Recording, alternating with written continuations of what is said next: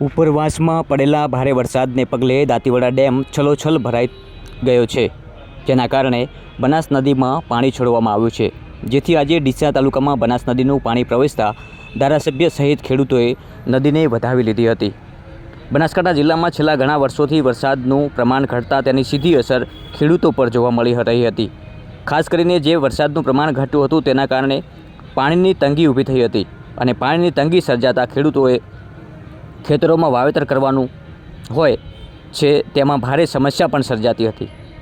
દિવસે ને દિવસે ડીસા તાલુકા સહિત આજુબાજુના અનેક તાલુકાઓના વિસ્તારોમાં પાણીના તળ પણ 1000 ફૂટથી વધુ ઊંડા જતા, જેના કારણે ખેડૂતોએ ખેતી કરવાનું પણ છોડી મૂક્યું હતું।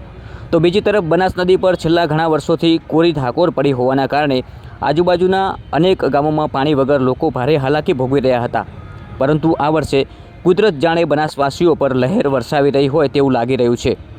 ચાલુ વર્ષે ઉપરવાસમાં પડેલા ભારે વરસાદના કારણે બનાસકાંઠા જિલ્લાના જીવાદોરી સમાન સીપુ ડેમ અને દાંતીવાડા ડેમમાં પાણીની સારી એવી આવક થઈ છે, જેના કારણે હાલમાં દાંતીવાડા ડેમની ભયજનક સપાટી જે 604 છે તેની સામે હાલમાં દાંતીવાડા ડેમમાં 599.70% પાણીનો જથ્થો સંગ્રહ થયો છે અને હાલમાં નદી મારફતે દાંતીવાડા ડેમમાં 2000 ક્યુસેક પાણીની આવક થઈ રહી છે।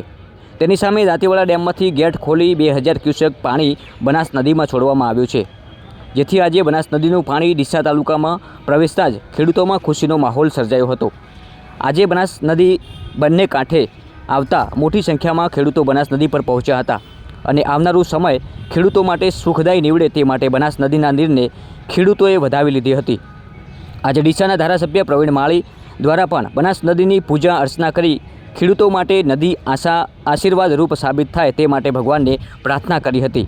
તો બીજી તરફ છેલ્લા ઘણા સમયથી નદી કાંઠાના વિસ્તારોમાં જે ખેડૂતોમાં પાણી વગર ખેતી ન કરતા હતા તે હવે ફરી એમને ખેતી કરવાનો મોકળું મેદાન મળશે।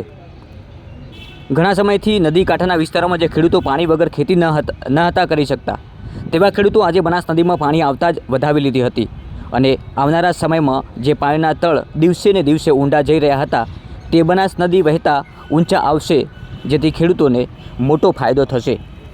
બનાસ નદી આવતા બનાસકાંઠાના ખેડૂતોમાં આનંદ છવાયો છે, કારણ કે છેલ્લા કેટલાય સમયથી કોરી ધાકોર પડેલી બનાસ નદીના લીધે બનાસકાંઠામાં ભૂગર્ભ જળ ખતમ થઈ ચૂક્યા હતા।